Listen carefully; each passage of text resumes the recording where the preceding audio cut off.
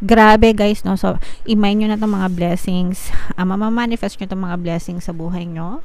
So, i-mind nyo na to, mind blessings, mind pagpapala, mind kasaganaan, because you're definitely going to manifest this.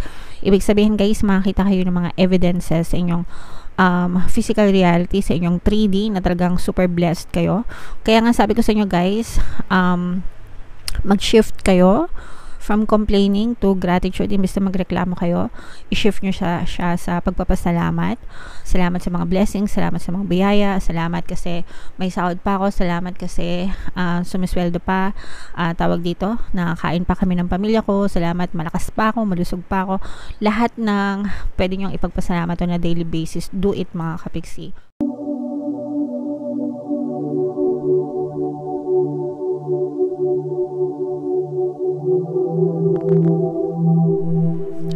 Hello guys, hello Sagittarius, welcome back to Pinoy Pixie Tarot. Ang pamagat ng ating episode for tonight is mid-month kapalaran para ngayong September 16 to 30 para sa Sagittarius, Sun, Moon, Rising, Sign, and Venus. General reading lang guys, pwedeng mag-resonate, pwedeng hindi, combination ng positive and negative energy. Comment down below mga kapiksi if naka-resonate kayo sa mga messages para sa inyo. Alright? So, ito yung mga messages galing sa inyong mga gabay, mga kapiksi. For some of you, maaaring nagkakaroon kayo ng obstacles or balakid, no, sa inyong buhay, mga resistances, mga kapiksi. If meron kayong mga negative emotions na nararamdaman, ask yourself why, bakit nyo nararamdaman yon, what am I thinking, anong iniisip ko, okay? Kasi yung emotions nyo guys, sumusunod yan palagi sa pattern of thoughts nyo. Pag maganda yung iniisip nyo, maganda yung nararamdaman nyo. Pag negative yung iniisip nyo, negative yung nararamdaman nyo. And yung mga obstacles, mga kapiksi, yan yung mga negative na emotions, okay? Because they are the opposite of your desires. Syempre, kung gusto mo maging masaya, maayos yung pamumuhay mo, and you feel the opposite, yun yung nagiging obstacle or balakid sa buhay mo. And more often than not, it's because of the pattern of your thoughts. So, pwede mo naman may overcome yung mga obstacles or mga balakid sa buhay, mga kapiksi, by changing the pattern of your thoughts. Baguhin mo yung pattern of thoughts mo, supporting your desires, supporting yung mga wants mo, supporting yung mga gusto mo sa buhay, para yun yung mawala yung mga resistances, yung mga blockages, and makakita kayo ng mga resulta ng mga bagay na hinihiling nyo sa buhay. Alright? You also have to shift from complaining to gratitude, mga kapiksino. Kasi yung complain, yung pagrereklamo, yung palagi na lang G na G sa buhay, yan. Yung tipong ano ba, wala ka nang makitang kinoment sa buhay kundi puro reklamo, puro kamalasan, ganyan. Obstacle yan, mga kapiksi, no? Obstacle, big no, malaking X, ganyan. Wag na wag niyong gagawin yun. Instead, because the more you do that, the more na nagko-complain kayo, nagrereklamo kayo, the more na tinaataasan niyo yung block, no? Parang ano lang yan, pader or hollow blocks, no? Pinapatong nyo lang ng marami yung hollow blocks, and mas nagiging mataas yung blocks or marami yung blocks nyo. So, stop complaining, start saying thank you, start being grateful. Lahat ng blessings, no matter how big, no matter how small, dapat palagi kayo nagpapasalamat and ina-appreciate nyo yung mga blessings para mawala yung mga obstacles nyo sa buhay. Alright? So, comment down below, Sagittarius, if naintindihan nyo yan. Sometimes, no, etong energy na to, sometimes, yung disguise na tinatawag is parang be observant, no? Maging observant kayo sa mga tao sa paligid nyo. Sometimes kailangan nyo makisama to find out kung ano talaga yung totoong intentions ng mga tao sa inyo, because there are people na kahit maganda yung pinapakita nyo sa kanila, susuklian ka ng hindi maganda, pagsasamantalahan ka, aabusuhin ka yung kabaitan mo, diba? So, but it doesn't mean na maging rude ka sa kanila. Pakisamahan mo sa kanila sila, 'di ba? But if you feel na pinagsasamantalahan ka na or inaabuso ka na, learn how to say no in a nice way. Hindi mo kailangan suklian ng rudeness yung pagiging rude nila sa inyo. Okay? You can just simply turn your back away from them, talikuran mo sila ng maayos, di ba? Huwag ka usapin ng maayos. That's much better kesa sa magbitaw ka ng masasakit na salita sa kanila. Okay? Kumbaga parang this is playing safe, no? Na parang obserbahan mo yung mga tao sa paligid mo para hindi ka mapahamak, mga kapiksi. And there are things na nangyayari sa buhay mo na hindi mo siya control, no? You cannot control everything.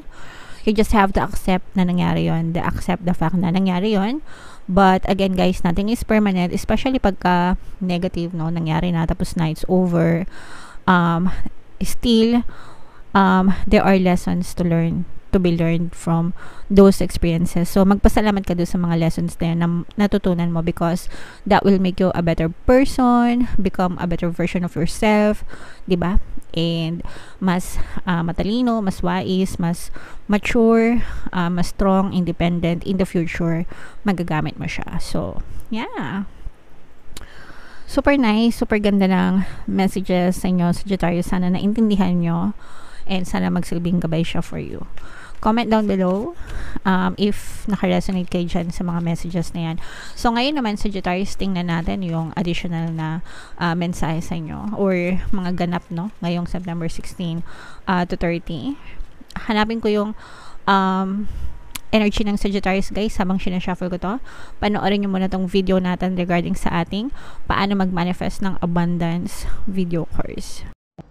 Kapiksi, sawa ka na ba sa mga struggles at hirap sa buhay mo? Masipag ka ba at masikap sa buhay ngunit hindi ka pa rin umaasenso? Ilang beses ka na bang nag-attempt magnegosyo at mag-invest pero palagi ka pa rin nalulugi?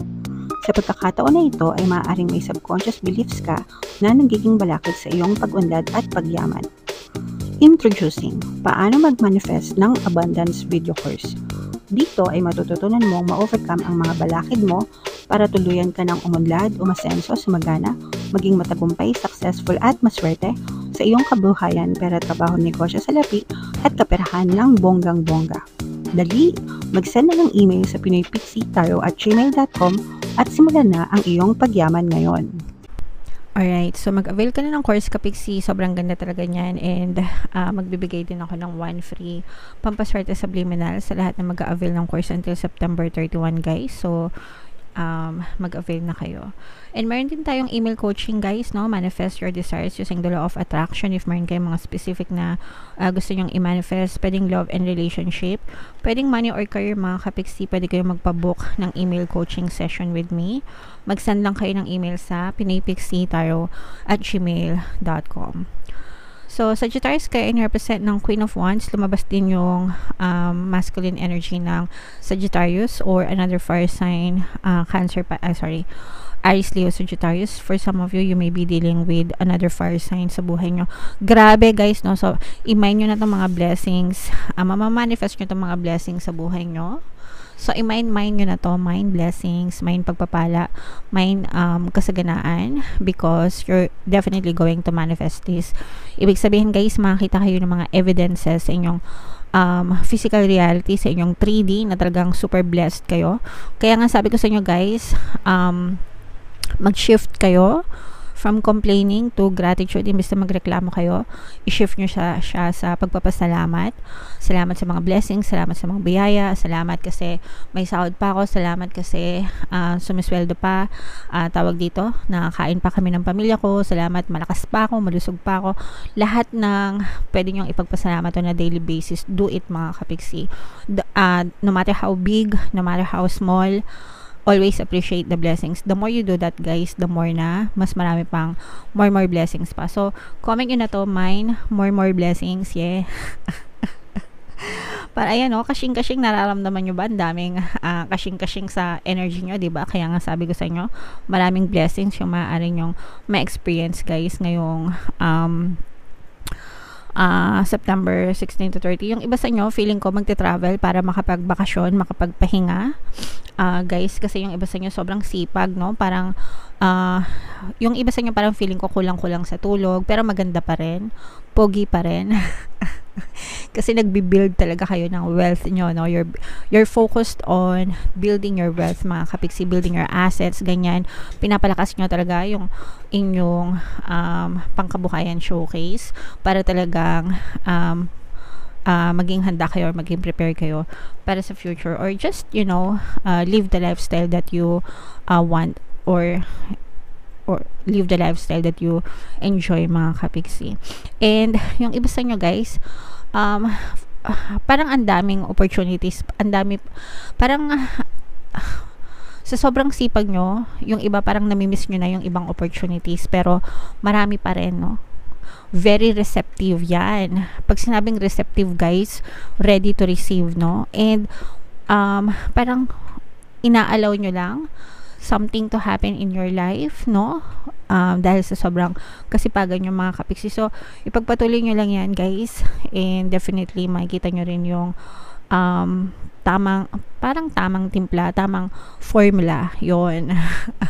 Tamang formula para sa inyo, para lalo ka pang mag-succeed and lalo ka pang magtagumpay sa buhay mo. Pagdating sa relationship department nyo, guys, sobrang sweet lang, sobrang soft, sweet, ganyan.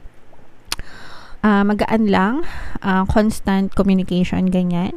Yung nararamdaman natin para sa inyong relationship ay actually, yung iba sa inyo parang nakaka-recover kayo. You may be recovering sa relationship nyo. Baka nagkakabati kayo, nagkakaroon ng reconciliation, recovery. Yung iba sa inyo parang bumabawi yung inyong partner, specific person, especially kung LDR kayo and matagal kayong pinapalandi ka nito. Nilalandi. Pinapalandi. Ayan, no? Nilalandi ka nitong person mo sa mga chat, sa mga text niya, pinaparamdam niya. Meron itong style.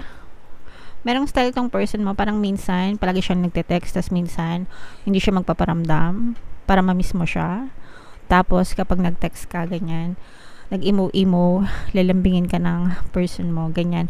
So, meron siyang style, no? Napapahook ka niya, parang napapa-addict ka niya sa kanya.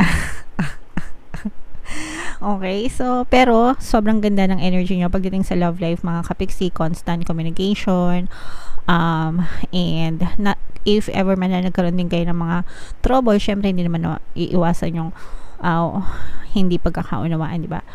Sa relationship, nag-heal naman kayo and parang you understand each other. Malawak yung pangunawa nyo sa isa't isa. Pero overall, very nice yung energy pagdating sa love and relationship. Ganun din sa inyong money department, mga kapiksi. So, win-win para sa inyong combo hit, no? Combo hit. Dual combo. Yeah. Dual na combo pa. Super combo, yan. Para sa inyong love and relationship at saka sa inyong money and career, mga kapiksi. So, i-mind nyo na yan, doble combo, para sa inyo talaga yan, mga kapiksi, para talagang ma-experience nyo, no? Sa inyong 3D, sa inyong physical reality. And comment down below, guys, if naka-resonate kayo. I hope naka-resonate kayo kasi super ganda ng messages para sa inyo. Ito yung ating love life reading for September. Kung hindi nyo pa napapanood, guys, panoorin nyo na. And ito naman yung ating success stories ng paano mag-manifest ng abundance video course. Thank you for liking, sharing, and subscribing, mga kapiksi, and see you again next time. I love you all, guys. Have a nice day. Bye-bye.